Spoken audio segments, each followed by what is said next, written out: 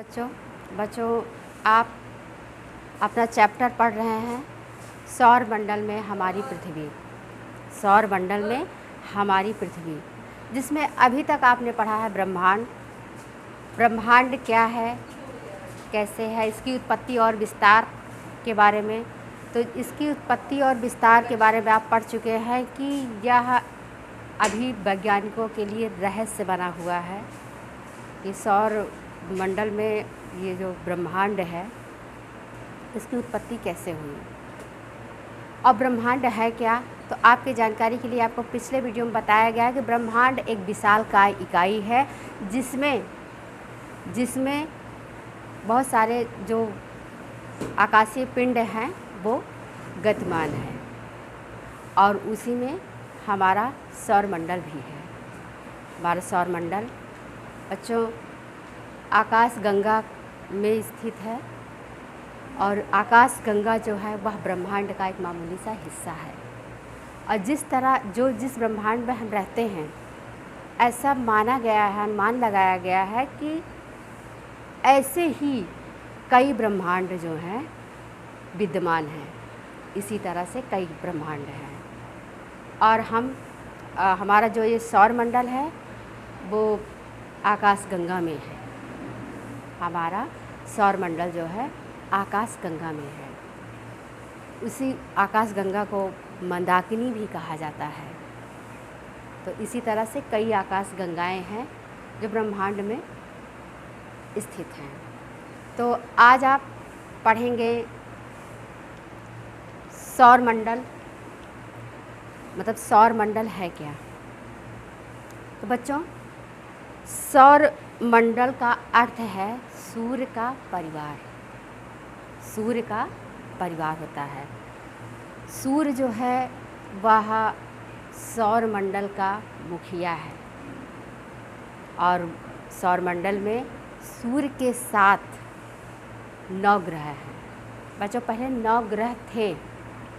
2006 में यम जो है उसे यम नाम का ग्रह था, उसे जो है इससे बाहर कर दिया गया है, सौर परिवार से बाहर कर दिया गया। क्यों बाहर कर दिया है? क्योंकि वह अपनी कक्षा को छोड़ करके दूसरे की कक्षा को काट देता था।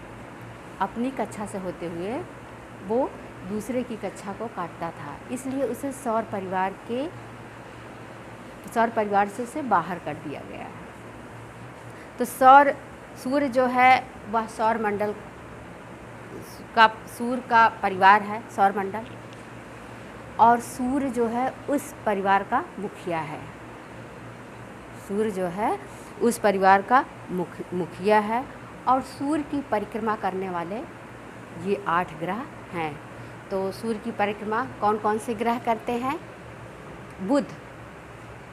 बुध जो है बच्चों सूर्य के सबसे नज़दीक ग्रह है और ये सूर्य की परिक्रमा जो है कम समय में कर लेता है। नज़दीक होने के कारण यह सूर्य की परिक्रमा सबसे कम समय में करता है और ये नज़दीक ही होने के कारण सबसे गर्म ग्रह भी है बुध।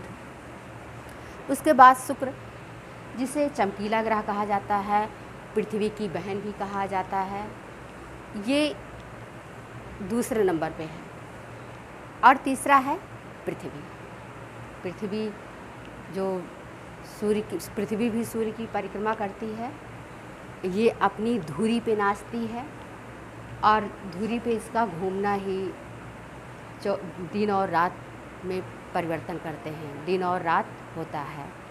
उसके बाद मंगल, बृहस्पति, शनि, अरुण और वरुण। फिर से देखिए बच्चों, बुध, शुक्र, पृथ्वी, मंगल, बृहस्पति और शनि, अरुण और वरुण। बच्चों ये जो मंगल और बृहस्पति के बीच में ही क्षुब्ध ग्रहों की एक पट्टी है। क्षुद्र ग्रहों की एक पट्टी है।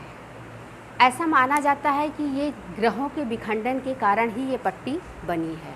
ये ग्रह थे, ग्रहों में विखंडन, जो हमारे जो ग्रह हैं इनके विखंडन के कारण ही ये क्षुद्र ग्रह की पट्टी बनी है।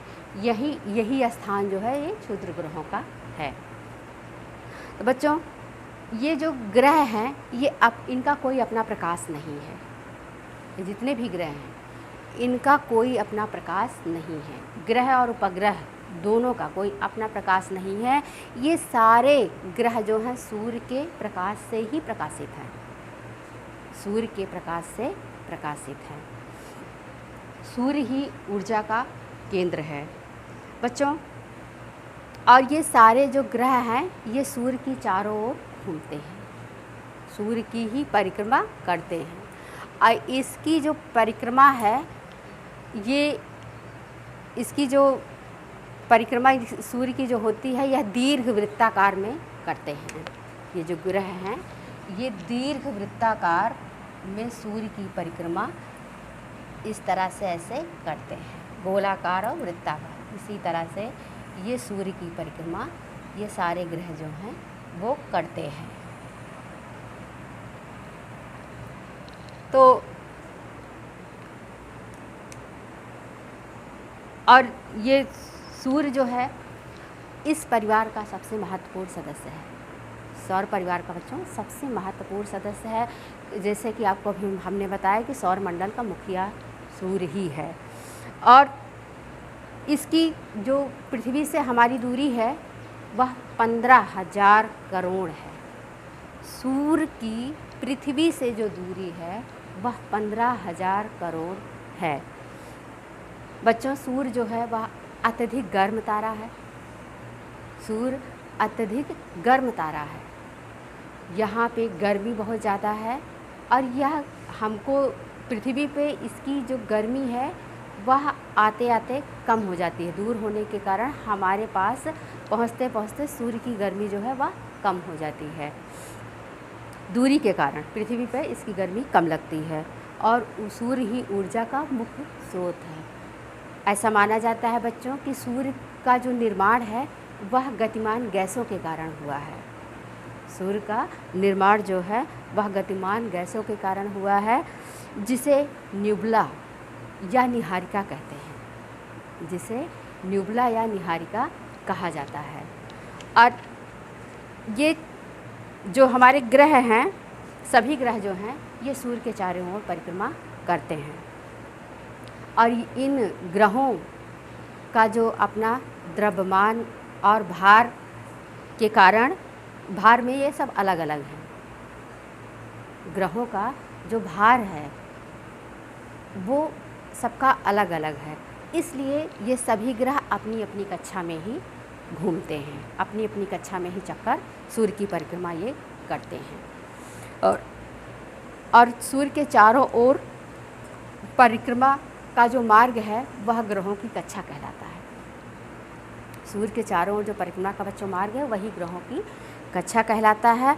और एक ग्रह का सूर्य के चारों ओर घूमना उसका एक वर्ष कहलाता है। यानी एक वर्ष में एक ग्रह जो है वह सूर्य की परिक्रमा कर लेता है और उस ग्रह का वह एक वर्ष पूरा हो जाता है। सूर्य के निकटतम, जैसे कि आपको हमने बताया कि सबसे नज़दीक ग्रह बुध है और इसलिए वह 88 दिनों में सूर्य की परिक्रमा कर लेता है। हमारी पृथ्वी जो है 365 दिन में सूर्य की परिक्रमा करती है।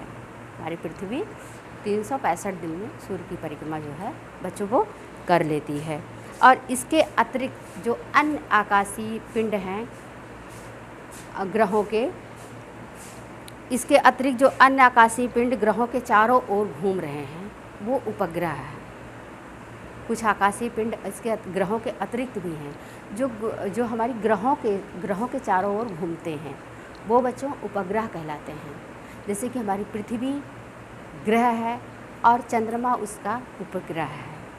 चंद्रमा जो है वह पृथ्वी का उपग्रह है और ये इन दोनों की अपनी कोई ऊष्मा नहीं है, प्रकाश नहीं है, ये सूर्य के प्रकाश से ही प्रकाशित है। बच्चों, ये सूर्य के ही प्रकाश से प्रकाशित हैं। अब इसके बाद आपको अगला पॉइंट जो पढ़ना है वह है ग्रह, और ये अगला पॉइंट आपको हम अगले वीडियो में पढ़ाएंगे। और तब तक के लिए धन्यवाद। अगर आपको कहीं यहाँ दिक्कत होती है तो आप एक बार फिर से अच्छे से समझ लीजिएगा अपनी किताब के साथ। Thank you.